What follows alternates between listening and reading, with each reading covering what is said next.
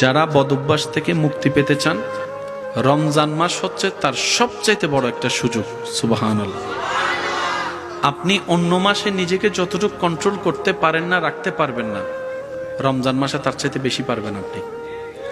যেমন আমার যে সমস্ত ভাইয়েরা সিগারেট খাওয়া ছাড়া 10টা মিনিট থাকতে পারে না, ওনারাও দেখবেন হাজার কষ্ট হলো রমজান মাসে সিগারেট খাওয়া ছাড়া সবে সাদিক থেকে সূর্যাস্ত পর্যন্ত থাকতে পারে। সুবহানাল্লাহ।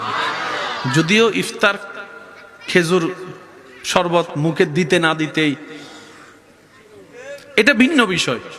তা আমি বলবো আমার ভাই, আপনার পক্ষে যদি অসম্ভবই হতো তো দুপুর 2টা বাজে না খেয়েছিলেন কিভাবে, 3টা বাজে না খেয়েছিলেন কিভাবে? তার মানে আপনার ভিতরে সে পাওয়ারটা আল্লাহ দিয়েছেন, আপনি চাইলে থাকতে পারবেন।